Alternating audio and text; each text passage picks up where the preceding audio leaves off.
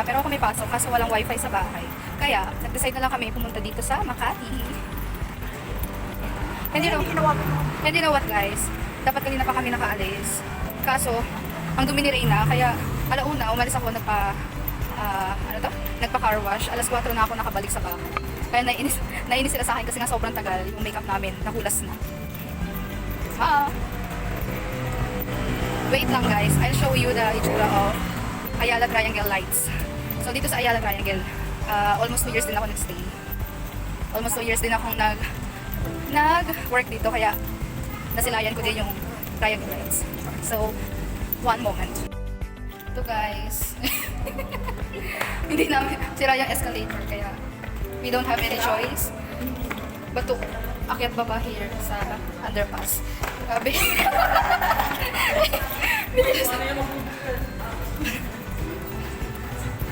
Go pa. Grabe. Uy, grabe naman to. Kalmahan mo lang.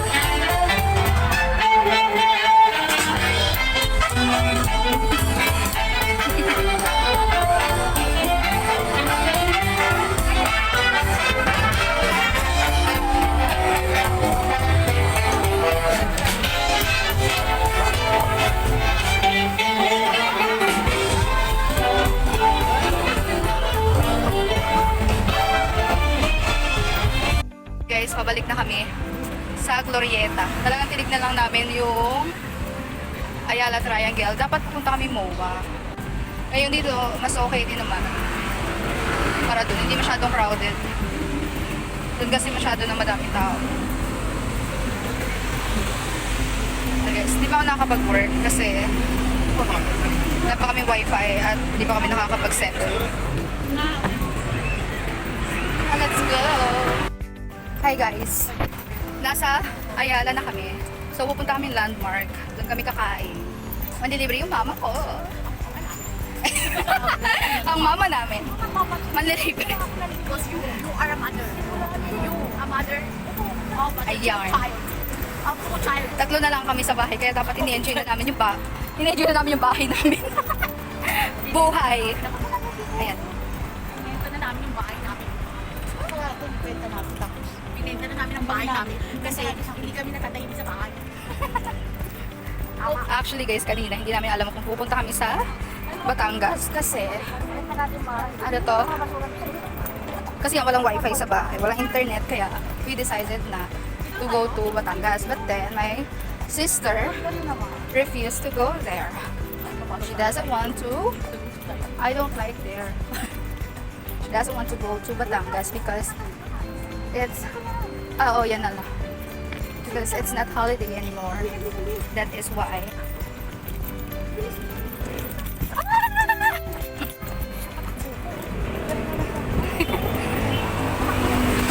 So yun guys. Tapos na ang holiday nila, kaya tomorrow she'll stay in our house and me as well. And yeah. English only policy. You know. You know me. You don't know me. Stop it. Get some help. Don't English me. Because stay here. You know what guys? If you want Together, we've been through. I need to be in love. see? I'm vlogging and it's English only policy, but then I want to stop talking because I don't know what to say anymore. Damn! Guys, So, here's the story. You know what, guys? The reason why we decided to do this 10,000 steps a day is just because remember that I booked a plane ticket to Singapore this coming February, and my mom needs to practice herself to walk a lot because the Singapore is more about walking. And for what I heard, the transportation there, the taxi and everything is so expensive.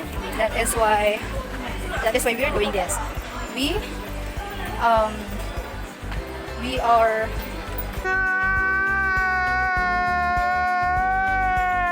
trying to walk. We are trying to walk. Yeah, trying to walk and walk and walk. No! God, please, no! No! No! No! Yeah. So that's the reason why, guys.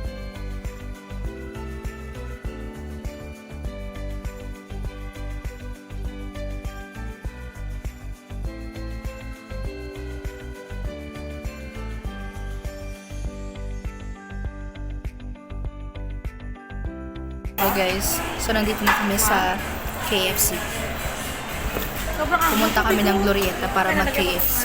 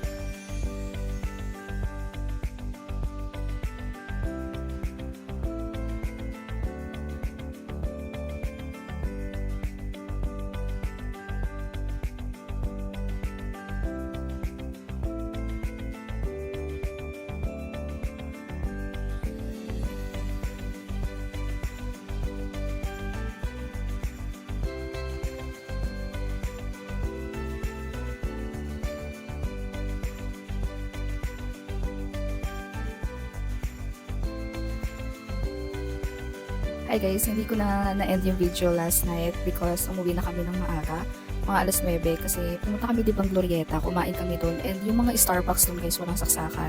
That is why we decided to go home na since kahit wala kami wifi, wala rin naman chance na makapag-work kami sa labas. So si mama kasi inaantok na rin, and aside from that, kailangan ko na mag-work, kailangan kong mag-take ng risk. So umuwi at try kong gamitin yung data ko. So kagabi nagpa-load ako ng Magic Data sa Smart. It's very effective but still it depends on your location kung mahina ba yung signal or malakas yung signal. Sa amin katamtaman, there are times na walang signal, mahinang signal o merong signal. So guys, yun lang nangyari after nung nag-work na ako.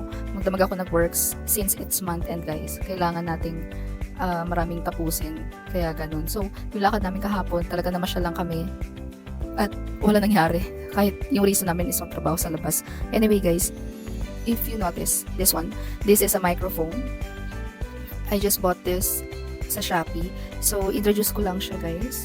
Bali, nahirapan akong gamitin to guys. Kasi nung una, nung binuksan ko siya, hindi siya compatible sa phone ko. So, natatakot na ako kasi I bought this for 1,700 plus. And natatakot ako na baka mali yung nakuha ko. Or may, may sira. So, nai-stress na ako kanina actually dahil nga hindi siya gumagana. So, kahit anong gawin ko hindi gumagana, then I tried it on my laptop.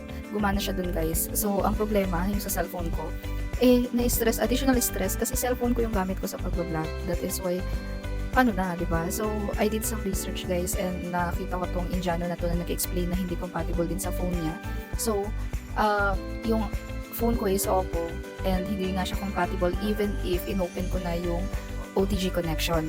So, wala pa rin. So, eto, nung nanood ako sa kanya, sabi niya, you have to download Open Camera, an application. There's a settings there. So, eto muna. I downloaded the application Open Camera and then I go to settings, video settings, and then audio source and choose the external mic. So for you to be able to use this one, you have to download that application, and it's called Open Camera, guys. So just take down notes that one. So Open Camera, then go to settings. Yun, i-ano nyo lang, choose nyo lang yung external mic since this is the external one. So yun lang, guys. So here's the packaging. Yeah, it has 2 microphones and one this one that you'll be connected to your phone, and this is the other one. There's a noise reduction, noise cancellation. I don't know if I can show you the difference with or without noise reduction, but still, once you click this, it will give you a green light. So it means that you turned on the noise reduction or noise cancellation. Siguro matatry mo to sa mga crowded places, yung mga may ingay, dun siya gagana. So guys, sa Shopee ko lang to nabili. Kung interested kayo, punta lang kayo sa Shopee and search nyo lang yung Boya BYV20. And syempre maghanap kayo ng store na maganda yung review at maganda rin yung maraming bumili, yung mga ganun. Kasi guys, mahirap na mabudol. Medyo mahal kasi ito. Kaya dapat pumili kayo ng maayos na microphone. So yun lang guys. Ito kasi the reason why I bought this is just because diba nga, pag nagaganyan tayo, nagtataas ng phone, hindi tayo masyadong marinig. And we have future travels. I'm planning to go to a lot of places next year. That is why I invest this kind of microphone. I feel like magagamit ko rin to. So yun lang guys, yun lang naman. So I'll end this video and see you on my next vlog.